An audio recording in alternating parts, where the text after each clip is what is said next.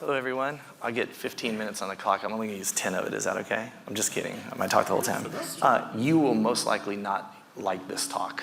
It's a version of a talk I've given a couple of times. This year, I was at Maryland a few years ago. I spoke about how there's a very big echo chamber in our industry and how we're kind of not an industry. And I'm not saying that to upset anybody. I haven't worked in this field for 7 years or bet my whole career, the end of my career, on this because of that. Strangeworks actually started as a Linux Foundation project. It was going to be my retirement job.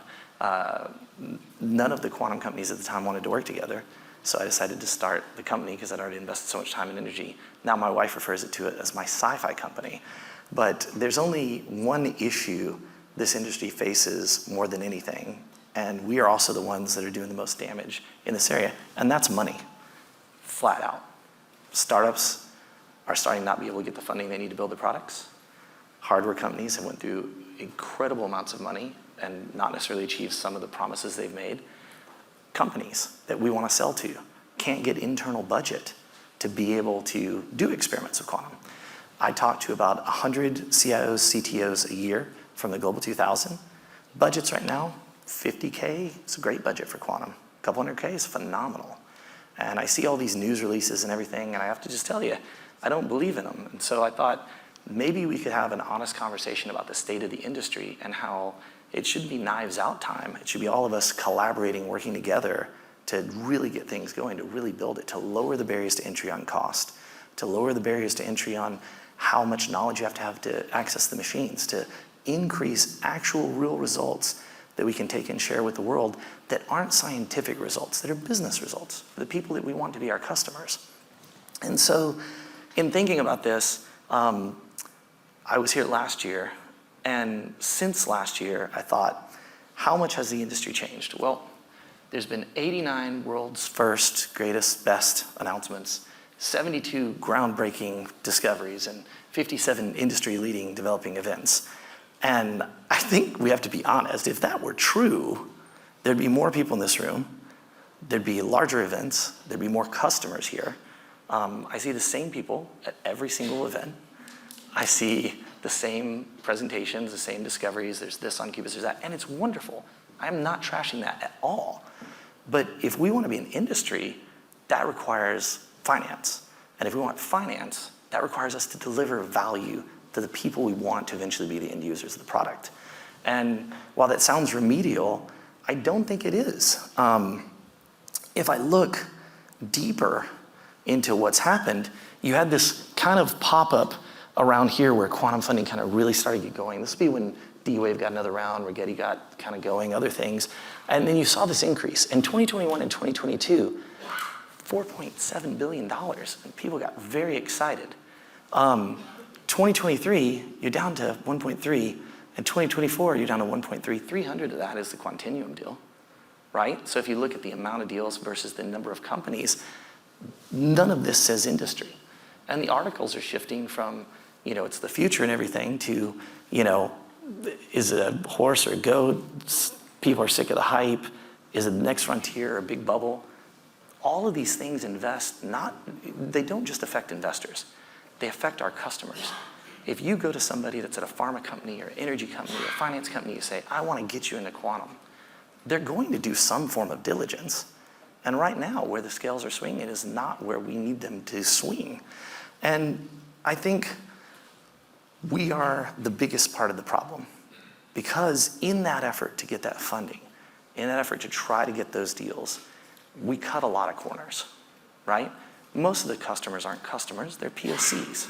A lot of the POCs, they're not followed on. They don't do 4 or 5 of them. They do one, they try it out, and they're gone. They'll check it again in a couple of years.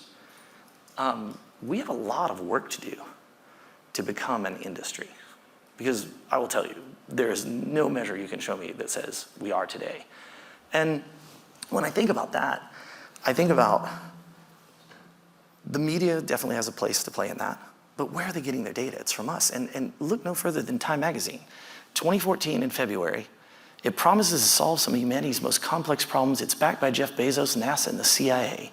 Each one costs $10 million and operates at 459 degrees below zero, and nobody knows how it actually works. Quantum computing is coming in the next 2 years. It's going to cure cancer and fix everything.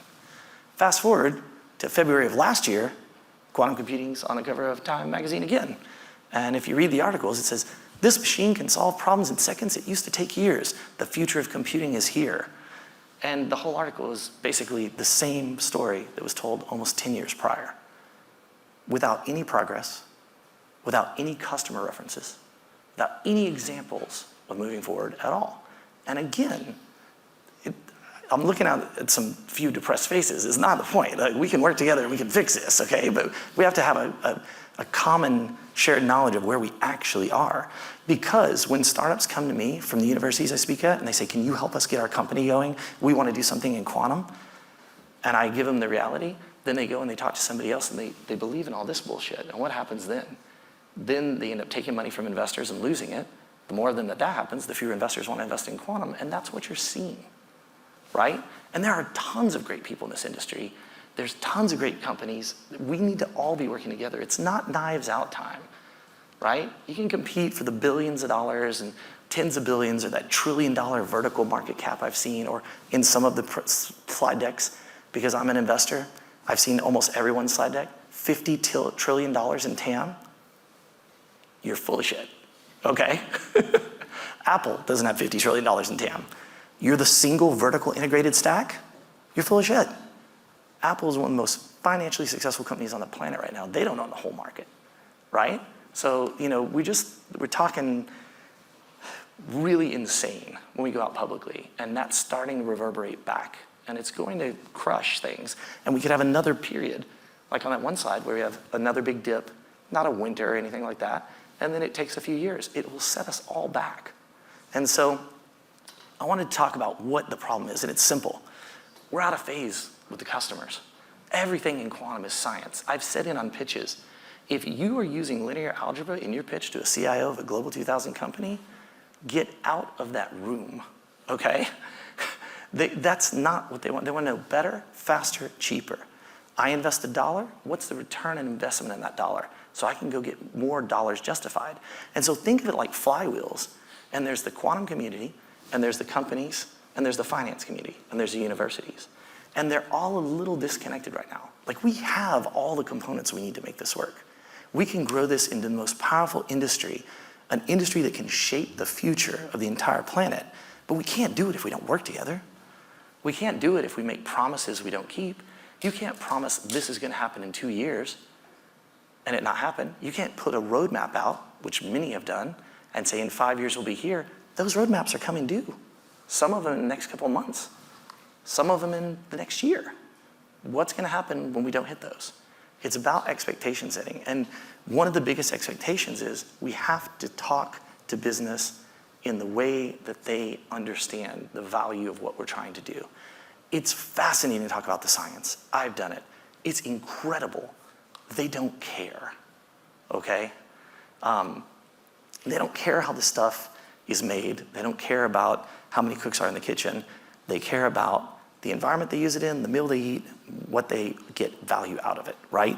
And so if we think quantum is science, and that's kind of part of the problem I'm illustrating here, then we have to say, well, why isn't science business? We have spent years seeing investments in OnlyFans and Instagrams and not SpaceX's and quantum companies and AI companies, and we're seeing a shift in investment to deep tech, which is great. It is absolutely amazing. And we need business to understand that science is fundamental to what they want to do, that all scientific discoveries are the things that their businesses are built on. And we want to take that science and embed it in their business. And so things like, you know, how is the world defined by scientific advancements? How do you adopt a scientific approach? They don't have a scientific approach, they have a process, a business approach, right? How can we get them to think more like us without the linear algebra, everything, just process-wise? You know, this is what makes sense. Your company uses this and this and that. These innovations came from these discoveries, blah, blah, blah. Here's where this lines in. This is why you need to be involved. This is why you need to be engaged. And then, of course, embracing the scientific process, because we need to get them to think about these things and have a way of evaluating them. One of the biggest problems I see with customers, and it's been great for us because we have all of the machines on our platform and we love all the hardware vendors, is they like, what do I use? Is it an annealer? Is it a circuit gate? They have no idea. What is a qubit? Because when they talk about bits, that's standardized now, but qubits aren't. Different types of qubits, different performance qubits. This is incredibly confusing for anyone making a purchasing decision. And one of the biggest challenges we saw last year was, of course, AI. And everywhere I go, people are like, oh, business are in AI. Everybody's pivoting to AI. They're adding AI functionality, which they should. It's just software, right? But AI is just more science in business put to action. It's not magic, it's math. Why doesn't OpenAI know that strawberry has 3 R's? Because it never sees the word strawberry. It's taking letters and strings and tokenizing them. So it's gonna make mistakes. There's little tricks they can do and stuff, but it's not magic, and we should all be using it, but it pulled a lot of money out of the market in the last year that didn't go to quantum, right? The investment's going to deep tech, but now deep tech's starting to compete. Our competition isn't with each other. Our competition is with the space industry. Our competition is with the AI industry. Our competition is with other deep techs that get that boom and get that hockey stick going up, and they take funding out of our industry and put it somewhere else. We have to work together to solve these problems. So what does quantum need? I kind of broke it down into 5 things. The first thing is, it's gotta be intuitive and easy to use. It has to be. If you need a physicist or a scientist to use your product, you have reduced your total addressable market to 0.1% of the population that could even remotely be considered scientist, okay? Facts. It's not science is bad. They're super smart, super knowledgeable people, but guess what? There's not enough of you. There's not enough of anybody in the industry. There are billions of people that work, that use technology, and you're reducing it so down. And so it's gotta be easy to use. It's gotta be flexible to work the way they work. We can't say, this is a quantum computer, change your processes at your company. We can't say, this is a quantum computer, you have to build a whole quantum team. It needs to just be computational technology that they already know. You know what? I already have AWS, I have my own server farms, I have my own stuff. This is how it fits in, right? Nobody else selling any kind of computational processor sells it on physics or algebra or, QO files or whatever. They sell it on value to the business. They sell the benefit, not the feature. We constantly sell the features, okay? And so it needs to be understand the context of what they're working on. Obviously, it needs to be secure, right? Security is a big deal. We have customers all over the world at this point, and guess what? There are countries now where that data cannot go out the geographic physical network bound of that country. There are new import-export laws coming up everywhere, okay? These things are not going to help us as an industry, okay? They're gonna slow us down, they're gonna make things harder. As investments dried up in the US companies now going overseas. Europe, Middle East, everywhere. Well, guess what? That means CFIUS. That means if you get a long CFIUS, you could be spending months before you could even get that term sheet to fruition. And so the last thing is, it has to access the world's most powerful algorithms. And yes, I did that. So that's 90 for the last year. And these are the areas we need to focus it on. Research and discovery. People don't know what to use these machines for. Like, well, what do I use it for? We've got to give them that. We have to spoon feed that. Problem design and formulation. One of the biggest issues. If I need any kind of scientific input and a development team and all of this just to figure out what I'm gonna do, this is already too big a hurdle for a lot of companies. Job execution. As I said, they don't know the difference between an annealer and a circuit gate or anything. Where do I execute it? Does it even execute? They have no idea. And then of course, analysis and reporting. And so a couple of weeks ago, and I know a few people asked, we introduced Strangeworks workflows, which is our version to do this. You should all go copy it. We will be making some announcements with some customers that are using this to reduce the level of entries to where there is no scientist on the team, to where there are just software developers, to where there's just some business people, just some subject matter experts, the people that have the knowledge about the business that can be applied to drive the business forward. And so if you want a sneak peek, I'd love to invite you to get on the beta list. We'll be opening that up in a couple of months to people outside the customers. Potentially, it's right now limited to the people that pay us and we've been doing great work with. And with that, in 10 seconds, I'll say thank you and have a great event. Put this up here.